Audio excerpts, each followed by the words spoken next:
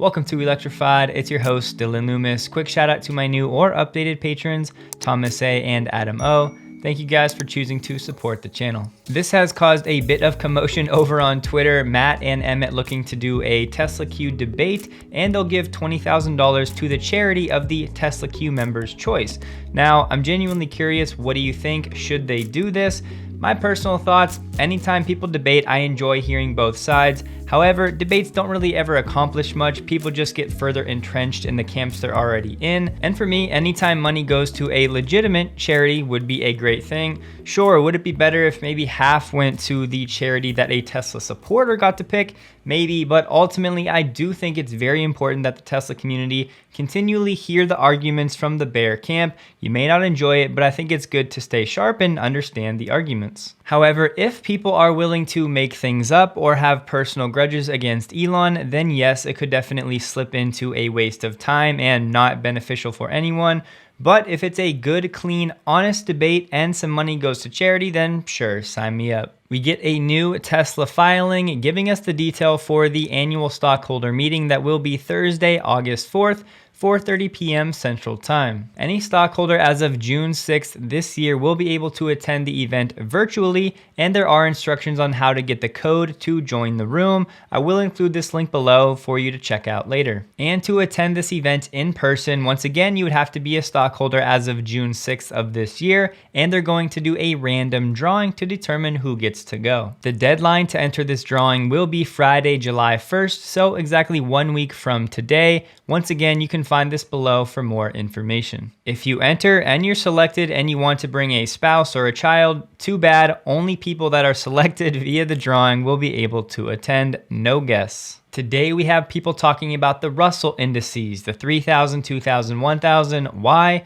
Because today is the annual rebalancing or reshuffling of the weighting of the indices. The Russell 3000 encapsulates around 99% of the US stock market. The Russell 2000 is then a subset of the Russell 3000, basically 2000 small cap companies. And then you have the Russell 1000, once again, a subset of the high level 3000 index. That is going to be your large cap companies. So all Russell indices are going to be subsets of the high level Russell 3000. So it's pretty simple. As these companies change in size in the index over the year, some grow, some shrink, and then once a year, this year happens to be today, after market close, Friday, June 24th, they'll just reshuffle the indices. So Tesla has grown, it's going to move its way up, replacing Meta in the 5th place slot. It's also worth noting these indices can be split between value and growth. So let's take the Russell 2000, the small cap stocks. There will be a Russell 2000 value and a Russell 2000 growth.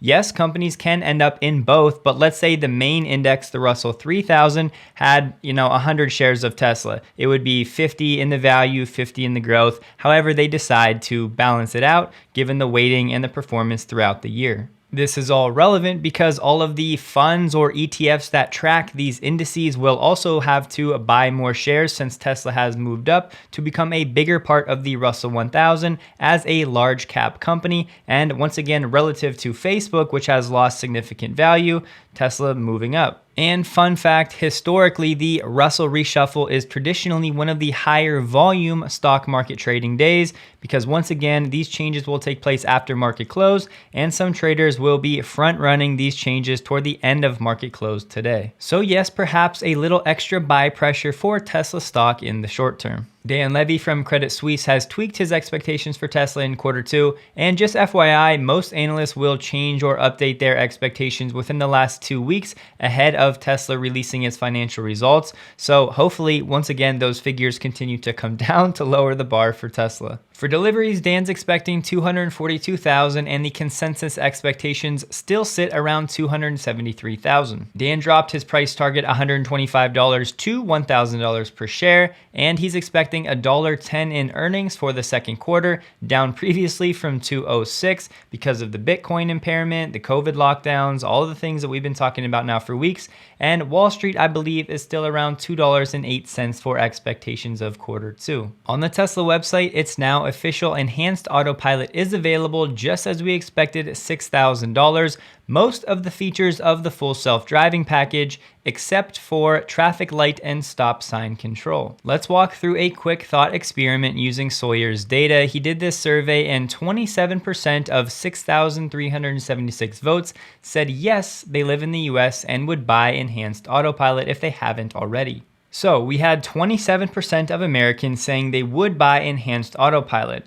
Let's assume another 800,000 deliveries for Tesla this year globally. Remember, they're on track to do around 1.5, 1.6 million, but we need to focus on the United States. So let's assume 40% of those global sales will be in the States. That works out to 320,000 for the remainder of this year. If we then reduce that 27% number from the survey down to, let's say, 20%, because most of people responding to Sawyer's tweet are probably super fans, that would lead us to $384 million in revenue for the second half of this year for Tesla based on Enhanced Autopilot alone. And yes, I did these calculations based on future Tesla sales for this year, and the survey was really geared toward current Tesla owners, but the point remains, and once again, it's just a simple thought experiment. Wanted to share this trending post from a Reddit user. He was sharing his great Tesla service experience, just reminding us all that typically the bad Tesla experiences tend to get amplified on social media,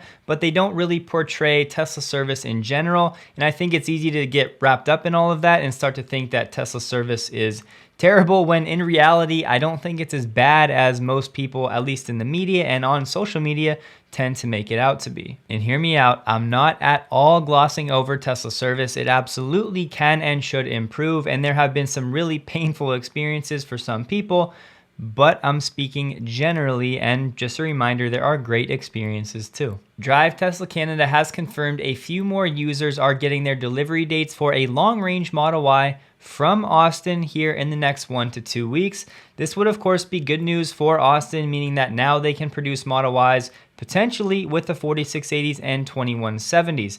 4680s currently in the standard 279 mile of range, and this is not confirmed, but there is a chance that these longer range vehicles are using 2170 packs. Elon talked about the equipment being stuck in China a few weeks ago. That may be alleviated by now, and I'm pretty confident that the lines at Austin can use both structural and non-structural packs, and I do know there were some 2170 packs already at Giga Austin. Any article you see like this is just taking Elon's hyperbole and blowing it out of proportion, taking it out of context. Tesla has around $18 billion in cash, essentially zero debt, and they're generating free cash flow every quarter.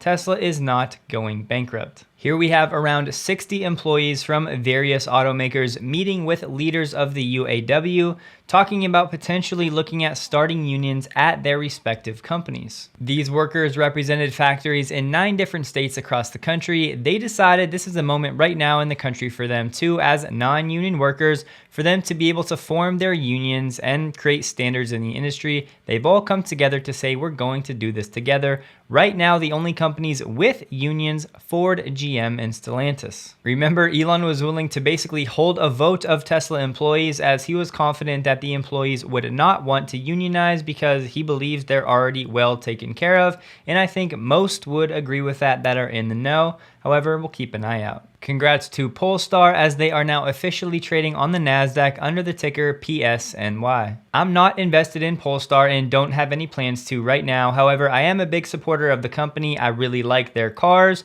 and keep an eye out for the Polestar 3 to debut here in the States in October of this year. Last week, we talked about Cadillac getting ready to debut the Celestiq at over $200,000. Now it might be over $300,000. We should see the prototype sometime later this summer, and they're still only expecting to build fewer than 500 of these cars every year to showcase its technology and to generate buzz for Cadillac. And depending on features, the Celestiq could run well beyond $300,000, and it's set to go into production by late 2023. I'll just say that the interior of this car is going to have to be absolutely stunning to be more than twice the cost of a Model S Plaid, because there's close to zero chance it can come close to the performance of a Plaid. And I know not everybody wants speed and acceleration. People are looking for interior quality and true luxury build quality. So Cadillac is going to have to be on its absolute A+ game to get away with charging this much. The real bummer here is this 500 annual production target. This just isn't going to move the needle on electrification, and I understand that Cadillac needs to start generating some profits and work its way down the affordability scale just like Tesla did. However, is it too little too late? I'm not sure. I hope not, because I've always liked Cadillac cars. Here we have Ford following in the footsteps of Tesla, unfortunately, also choosing to not allow customers of electric vehicles to buy out their leases. I also learned that some Ford dealers were given the option to put language into the contract for people buying an F-150 Lightning that would prevent them from selling the car for at least 1 year after purchase. And in terms of the end of lease buyout going away for the Lightning, the Mach-E, and the E-Transit van, the change took effect June 15th in 37 states and will be enacted in the remaining 14 states plus District of Columbia by the last quarter of this year. Ford gave the reason of wanting the battery packs back to reuse them, recycle them, to control them throughout the life cycle. The real reason, just like Tesla, it comes down to the money. Customers were buying these vehicles at the end of the lease, and then effectively they could sell them and make a profit. Well, the automakers aren't going to let that fly due to the higher resale value of these cars and what the resale value guarantees were set at and how all of that accounting worked. So once again, it just boils down to money, and most people are going this way. Just to confirm, direct from Tesla's website, all Tesla vehicles delivered on or after April 15th this year are not eligible for purchase. That'll do it for today. Please take a second to like the video if you did. Hope you guys have a wonderful and a safe weekend, and a huge thank you to all of my Patreon supporters.